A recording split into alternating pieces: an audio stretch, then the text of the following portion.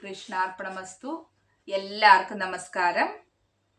ആത്മാവിന്റെ പ്രയാണം 63 നായന്മാരിലൂടെ ദണ്ഡിയടികൾ നായനാരെ കുറിച്ച് മനസ്സിലാക്കാം. ചോളരാജ്യത്തിലെ തിരുവാരൂരിൽ ദണ്ഡിയടികൾ എന്നൊരു ഭക്തനുണ്ടായിരുന്നു. അദ്ദേഹം ജന്മനാ അന്ധനായിരുന്നു.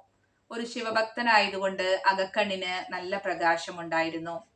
ദിവസവും പഞ്ചാക്ഷരി മന്ത്രം ജപിച്ച് ക്ഷേത്ര ദർശനം നടത്തുമായിരുന്നു. ജൈനവാസസ്ഥലങ്ങളാൽ ചുറ്റപ്പെട്ട ഒരു കുളം ക്ഷേത്രത്തിന്റെ പടിഞ്ഞാറ് വശത്തുണ്ടായിരുന്നു.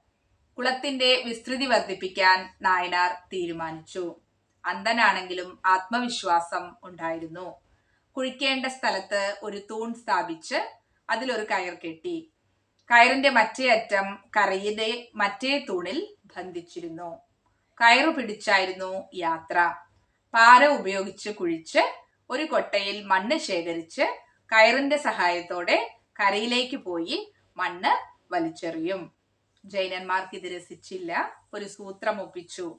അന്ധനാണല്ലോ, എന്തും പറയാമെന്ന് വിചാരിച്ചു.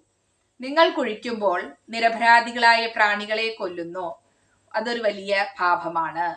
ഇതിൽ നിന്നും പിന്മാറുക എന്നൊക്കെ പറയുകയാണ്. പക്ഷെ ഇത്തരം വാക്കുകൾ നായനാർ കേട്ട ഭാവമില്ലാതെ തന്റെ പ്രവൃത്തി തുടർന്നു. നിങ്ങൾ അന്ധൻ മാത്രമല്ല, ഭദ്രൻ കൂടിയാണ്.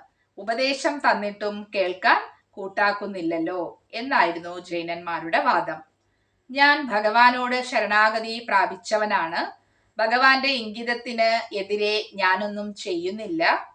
കണ്ണുണ്ടായിട്ടും നിങ്ങളുടെ കാഴ്ചശക്തി നഷ്ടപ്പെട്ടിരിക്കുന്നു എന്നും നായനാർ കൂട്ടിച്ചേർത്തു. ഇത് കേട്ട് കോപാകുലനായ ജൈനന്മാർ നായനാരുടെ കയ്യിൽ നിന്ന് കൊട്ടയും പാറയും തട്ടിപ്പറിച്ചു. വളരെ വിഷമത്തോടെ നായനാർ ഭഗവാന്റെ മുന്നിൽ സങ്കടമുണർത്തിച്ചു. രാത്രി ഭഗവാന്റെ സ്വപ്ന ദർശനം നായനാർക്ക് ഉണ്ടായി.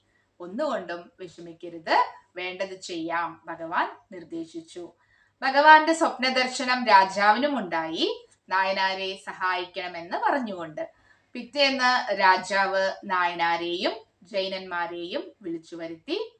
നായനാരെ വിളിച്ച് രാജാവ് പറഞ്ഞു, നിങ്ങളുടെ ഭക്തി തെളിയിക്കേണ്ട സമയമാണ്. നിങ്ങളുടെ പ്രവർത്തികൾ ഈശ്വരാർപ്പണമാണെങ്കിൽ നിങ്ങളുടെ കണ്ണിന്റെ കാഴ്ച തിരിച്ചു കിട്ടുകയും ജൈനന്മാരുടെ കണ്ണുകൾക്ക് കാഴ്ച പോവുകയും ചെയ്യും. ഇത് തെളിയിക്കേണ്ടത് നിങ്ങളുടെ ഉത്തരവാദിത്തമാണ് എന്നുകൂടി രാജാവ് പറഞ്ഞു. ദണ്ഡിയടികൾ നന്നായി പ്രാർത്ഥിച്ച് പഞ്ചാക്ഷരി മന്ത്രം ജപിച്ച് ആ കുളത്തിലേക്ക് ഇറങ്ങി. മുങ്ങി നിവർന്നപ്പോൾ അദ്ദേഹത്തിന്റെ കാഴ്ചശക്തി തിരിച്ചു കിട്ടുകയും ജൈനന്മാരുടെ കാഴ്ചശക്തി നഷ്ടപ്പെടുകയും ചെയ്തു. അവരെ നാടുകടത്തി രാജ്യത്ത് ശൈവമതം പുനഃസ്ഥാപിച്ചു. തന്റെ സത്കർമ്മങ്ങളുമായി നായനാർ മുന്നോട്ടു പോയി. അവസാനം ഭഗവാന്റെ പാദത്തിൽ അലിഞ്ഞു ചേർന്നു. യഥാർത്ഥ ഭക്തി കൊണ്ട് സാധ്യമാകാത്തതൊന്നും ഈ ഭൂമിയിലില്ല എന്ന് വളരെ വ്യക്തമായി കാണിച്ചു തന്ന മഹത് വ്യക്തിയായിരുന്നു ദണ്ഡിയടികൾ. ഓം ശിവശക്തിക്ക് രൂപിണ്യേ നമഃ. അടുത്ത നായനാരുമായി വീണ്ടും കാണാം. നന്ദി, നമസ്കാരം.